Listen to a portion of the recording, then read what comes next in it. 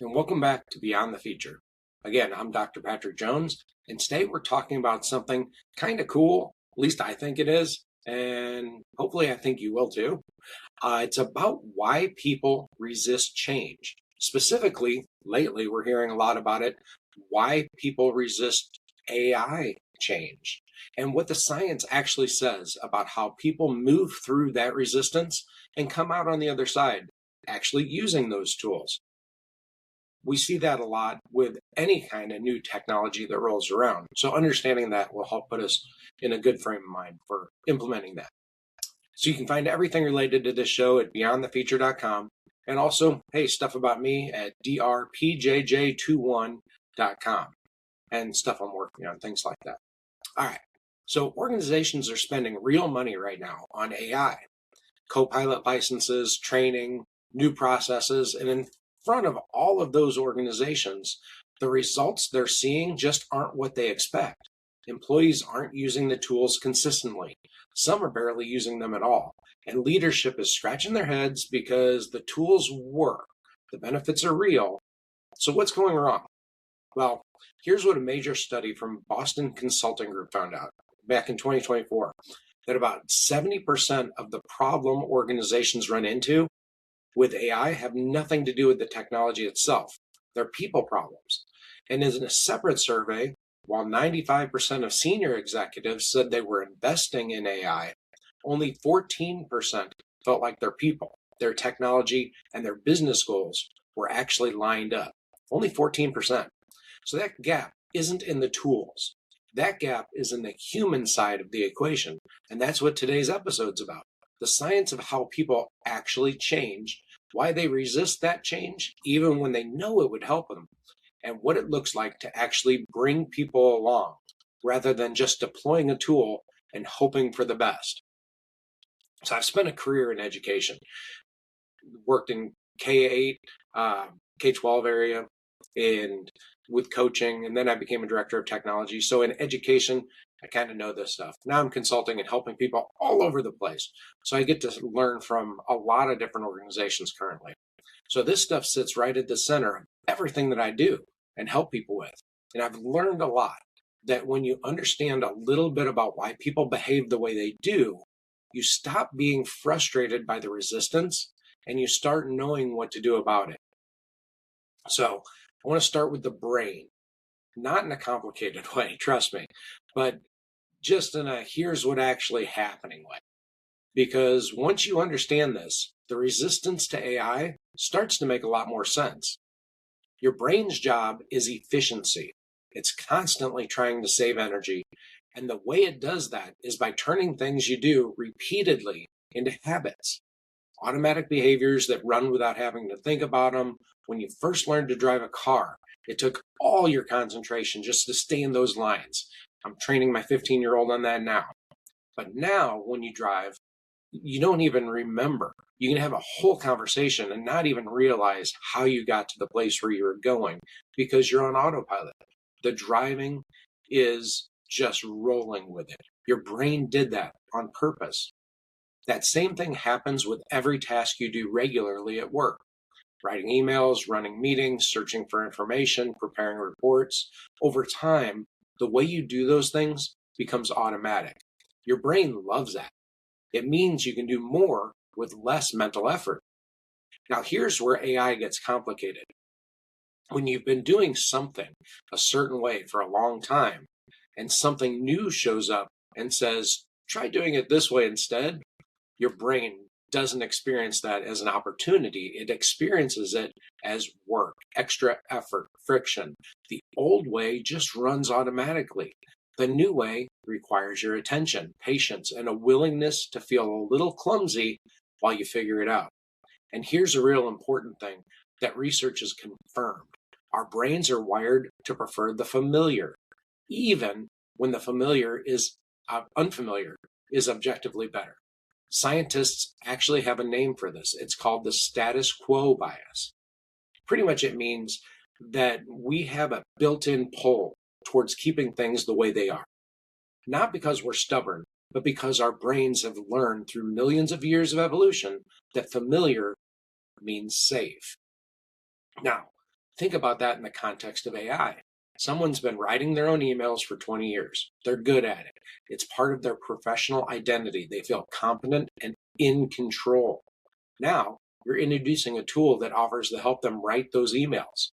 And even if the tool is helpful, something in their brain is saying, what if I look bad? What if I lose my edge? What if I become dependent on this thing and then it goes away? Now, those fears are real, even if they're not always logical. There's always something researchers uh, like to call also is a thing called loss aversion. That's the idea that we feel potential losses more strongly than we feel potential gains. Potential. Studies have found that the pain of losing something feels roughly twice as powerful as the pleasure of gaining something of equal value. So when an AI coming into their workflow, even if the gains are significant, the thing their brain is most focused on is what they might lose, their expertise, their autonomy, their sense that they're the one in control. And here's one more piece of this that I find really interesting. Research has found that people often distrust AI outputs, even when those outputs are accurate and useful.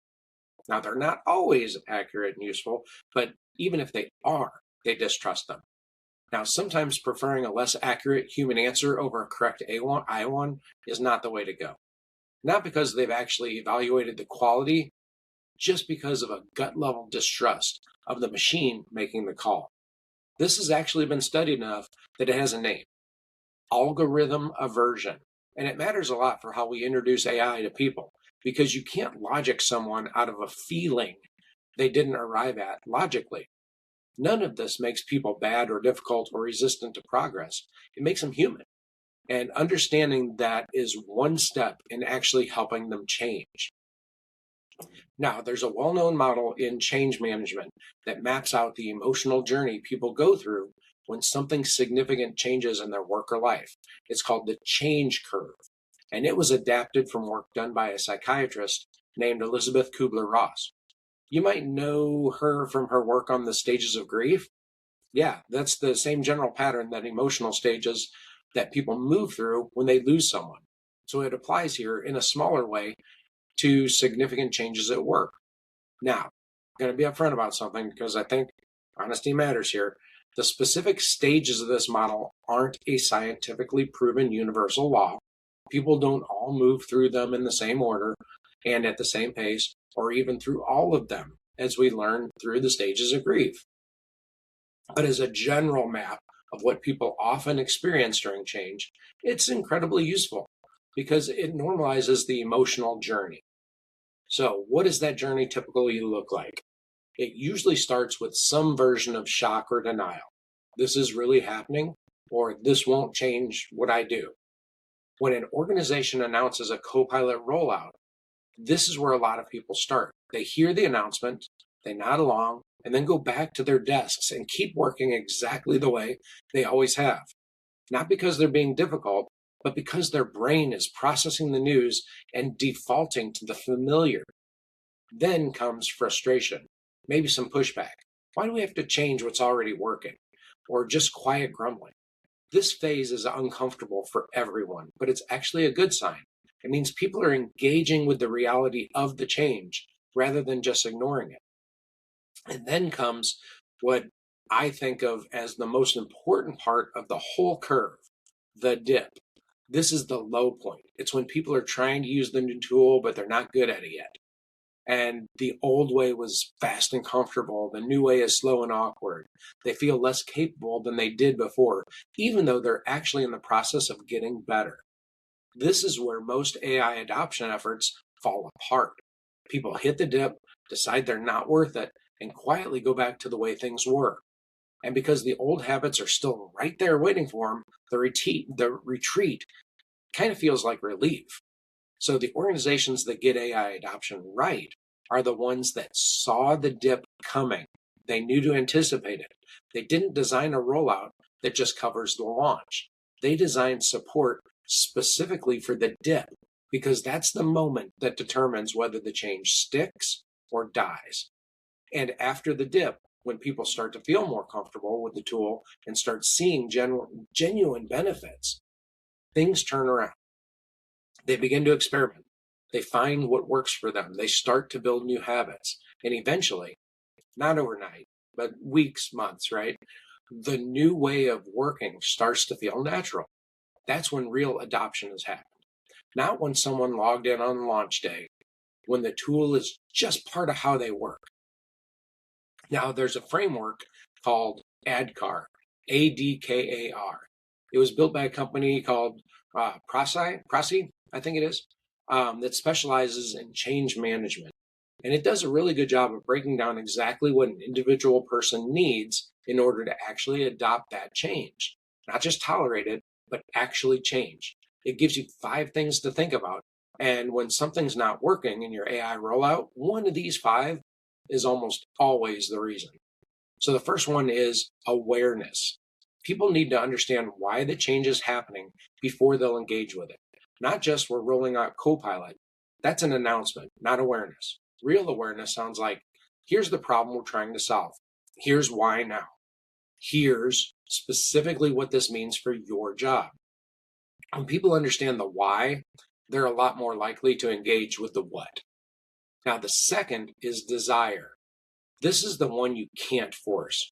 You can require training attendance. You can track how often people use a tool, but you can't mandate that someone actually wants to use it, that they care. Desire comes from personal relevance, from a person understanding what this change makes their life better, not just the company's life easier. When employees feel like AI is being done to them, desire tanks. When they feel like it's being done for them, the desire grows. Now, the third is knowledge. I do this a lot because of my training and everything with companies. People need to actually know how to use the tool. But, and this is important, general training often doesn't build the right kind of knowledge. Sitting through a webinar about what Copilot can do is different from knowing how to use it in your specific job with your specific files and your specific workflow. Effective knowledge building is specific and practical. It shows people the exact situations where the tool helps them, not just a general demonstration of features. The fourth is ability. This is where the gap between I know how to do it and I can actually do it fluently lives. Think about learning to type a long time ago. You knew where the keys were long before you could type without looking. Ability takes practice, and it takes the safety to be imperfect while you're building it. If employees feel like they're being watched and judged while they're still figuring AI out, they'll stop trying. They need space to experiment without feeling like every fumble is a performance issue. And now the fifth is reinforcement. This is what keeps the change alive after the launch excitement fades. Without it, even people who adopted the tool can drift back to old habits. Reinforcement can be simple. A manager who asks, did you try Copilot on that project? Or a team channel where people share what's working. Recognition when someone does something impressive with the tool. Regular check-ins.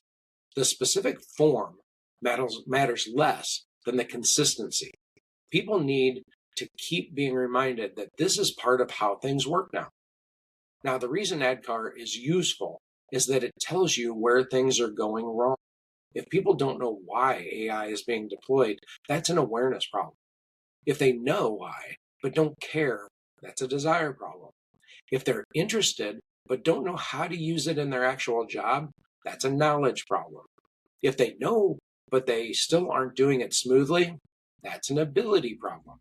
And if they were doing it for a while, but have drifted back to their old habits, now that's a reinforcement problem. Each one has a different solution. All right, now I want to take a minute to talk about why AI adoption is harder than rolling out most other software. Because I think this gets missed a lot. I see it a lot. And when you don't understand why it's different, you design the change process wrong. When you rolled out a new project management tool or a new CRM, the employee was still the expert. The tool was just a container. It held the information and it helped organize the process. But the thinking, the judgment, the expertise, that was still all the person. AI changes that relationship. It doesn't just hold things, it drafts things, it suggests things, it summarizes things, it produces output. And that shifts something fundamental in how employees relate to their work, because suddenly there's a question that wasn't there with the old CRM. If the AI is doing this, what's my role? Am I still the expert if the tool is writing the first draft? Does using AI mean I'm not as capable on my own? What happens to my value here? Now, those questions don't always get asked out loud, but they're running in the background for a lot of people. And if your AI rollout doesn't address them directly or indirectly, those questions become reasons to quietly avoid that tool. Here's a number that I think captures this perfectly. The 2025 Microsoft Work Trend Index found that 70% of knowledge workers are already using generative AI tools on their own, outside of anything their company has officially set up or approved. 70%. They're already curious. They're already experimenting personally. The desire is there. The problem isn't that people don't want to use AI. The problem is that the organizational rollout often doesn't feel as safe, as personal, or as relevant as the tool they found on their own at home. And here's that sobering flip side of that research. So there's research from MIT and Boston Consulting Group that found that 83% of generative AI pilot programs fail to reach full production. 83%. The technology works. The people side doesn't get the attention it needs. And that's the gap. And now we know enough about behavioral science to actually try to help close that gap. So let's talk about what actually works, because this episode isn't just about understanding the problem. Hopefully we've done a good job addressing that, but it's about having something useful to do with that understanding, solving it, right? The first thing that works is starting with the person, not the tool. Before you schedule a training session or send out a launch email, ask yourself, who are the people we're asking to change? What does their day actually look like right now? Where are they frustrated? Where do they lose time? Where is the work harder than it should be? If you can connect the AI tool to those specific pain points in those specific roles for those specific people, the change stops being something that's happening to them and starts being something that might actually help them. That framing is everything. Now, the second thing that works is finding your early adopters and investing in them first. Every organization has people who are naturally curious about new tools. They have a higher tolerance for figuring things out, and other people look to them to help. Find those people. Give them early access. Give them extra support. Let them become good at the tool before it rolls out broadly. And then let their experience, their real stories about how it's helped them, be what introduces it to everyone else. Nothing convinces a skeptic faster than a colleague they respect saying, you should see what this did for me last week. The third thing is planning for the dip. We talked about that dip earlier, that uncomfortable middle phase where people are trying but not yet good at it, that implementation dip. Most rollouts pretend the dip won't happen. It does. The companies that succeed plan for it. They have short, practical resources people can grab in the moment when they're stuck. They have a place people can ask questions without feeling dumb. And sometimes it's those early adopters. They have leaders who openly talk about their own learning curve. Because when a leader says, I tried this and it took me a few attempts to get the hang of it, that gives everyone else permission to also not be perfect right away. Now, the fourth thing is connecting the tool to quick personal wins. The research on habit formation is pretty clear. New behaviors need to feel rewarding to stick. If someone uses Copilot to draft a long email and it takes 2 minutes instead of 20, that time savings is a reward. Now, if someone gets a meeting summary that would have taken them half an hour to write, that relief is a reward. Those small wins are what start to shift the equation. That's what makes the new way feel worth the effort and eventually feel automatic. This is actually something I wrote about in the Copilot Workday. Brand new book I just put out. It's available on Amazon, not a commercial, but it's out there, right? The whole premise of that book is that adopting Copilot isn't really about learning a list of features. It's about building a new daily practice, step by step, in the real situations of a real workday. I wrote it because I kept seeing people get trained on Copilot and then struggle to actually integrate it into how they work. So I wrote the book, right? The book walks through what it looks like from the morning to the end of the day in the kinds of situations most of us actually deal with. So if you're in an AI rollout and you want something your team can actually use rather than just read, that's what I designed it for. Now, the fifth thing that works is making those wins visible.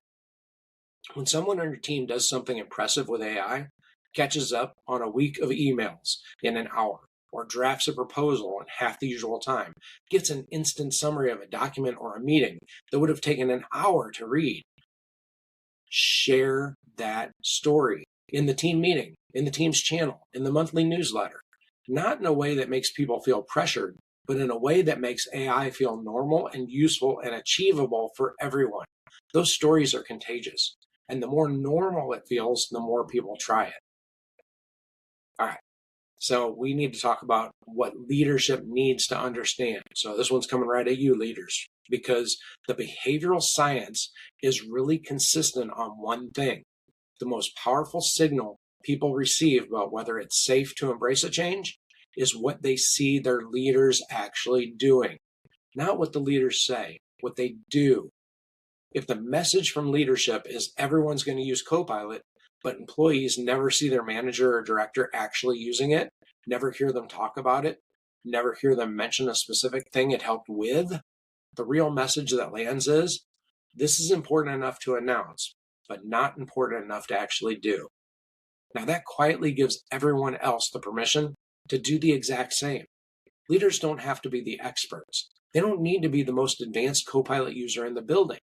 What they need to do is show up as someone who's actually trying it, who mentions it in the conversation, who shares when something worked well, and even when something didn't work well in the way they didn't expect. That kind of honest modeling does more for adoption than any training session. Leaders also need to create that space for the questions that people are afraid to ask out loud. What does this mean for my job? Am I going to need different skills? Is this going to change my role? Those questions are alive in your organization right now, whether or not anyone's saying them in the meetings. The leaders who get ahead of those questions, who address them directly, honestly, and with genuine respect for the concern behind them, they build the kind of trust that makes change actually possible. And one more thing about leadership in AI. The change takes longer than a launch timeline suggests. Research on habit formation is pretty consistent that it takes weeks of regular practice to start feeling comfortable with something new, and months before it truly feels automatic. An AI rollout isn't done when the licensors are assigned and the training is complete. It's done when people are actually working differently, planning for that longer timeline with follow-up support, with ongoing reinforcement, with sustained leadership attention. That's what actually separates the 14% who are actually succeeding at this from everyone else. All right, when people resist AI, it's not because they're difficult or behind the times or afraid of progress. It's because their brain is doing exactly what it's supposed to do, protecting those familiar habits, weighing those potential losses, and being cautious about something new. Understanding that doesn't mean we accept the resistance and do nothing. It means we design the change process in a way that actually accounts for how people work, instead of just deploying a tool and wondering why the behavior didn't follow. The framework is actually pretty simple when you strip away the jargon. Help people understand why the change is happening. Connect it to something they personally care about. Teach them in practical, real-world terms, not abstract demonstrations. Give them room to get good at it without feeling watched, and then keep reinforcing it, because one training event is not a habit. Now, here's one thing for you to try this week. Think about someone in your organization who you know is struggling with AI, not someone who's openly pushing back, just someone who's just quietly not using it. Have a conversation with them. Ask them what feels hard about it, not to fix on the spot, just to understand it, because the science is consistent that people move through a change faster when they feel heard than when they feel pushed. Now, if you want to go deeper on what it actually looks like to build a daily AI practice, not just know the features, but actually work differently, the Copilot Workday, that's available on Amazon. If your organization is working through a broader AI strategy or rollout and needs help thinking through the people side of it, honestly, that's what I do at AuditSolve. I'm doing it right now for a couple people. So everything is at beyondthefuture.com. If this episode resonated with you, definitely share it, like it, subscribe if you like the feel, and we got more of them coming. And share it with whoever in your organization is leading that AI rollout. Maybe they need to hear this. Or with the person that keeps asking why the adoption numbers aren't moving.